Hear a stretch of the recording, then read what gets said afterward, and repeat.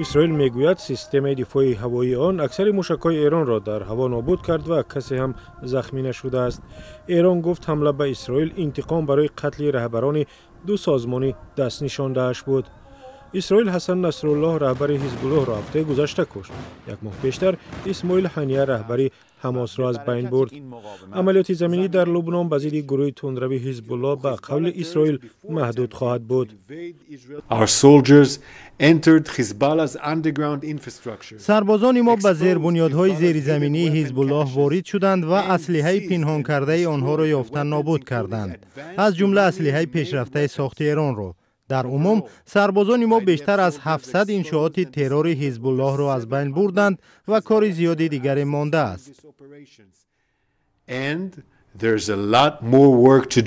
حزب الله با پرتاب راکت به شمال و مرکز اسرائیل پاسخ داد. نیروهای اسرائیلی از مردم جنوب لبنان خواستند برای امنیت خویش خانه‌هایشان را ترک کنند.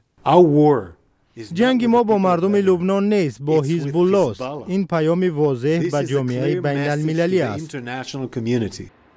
تحلیلگران اسرائیلی میگویند کشورشان با محو حسن نصرالله و دیگر رهبران حزب الله در چند هفته گذشته به این گروه دست نشانده ایران ضربه سختی زد.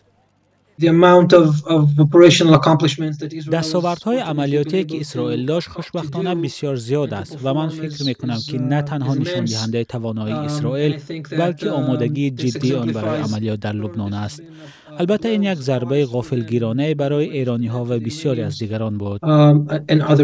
عین زمان به عقیده دیگران حزب الله همچنان یک دشمنی قوی میماند. به نظر من مسئله فقط اسلحه و مهمات جنگی حزب الله نیست، بلکه قابلیت های مستحکم حزب الله است که در نزدیکی و در طول مرزهای شمالی اسرائیل دارد. اسرائیل میگوید نیت ندارد برای دراز مدت در لبنان بماند، بلکه میخواهد راه را برای بازگشت 63,000 اسرائیلی هموار کند که تقریباً یک سال پیش از ترس خانه‌هایشان را در نزدیکی مرز لبنان ترک کردند.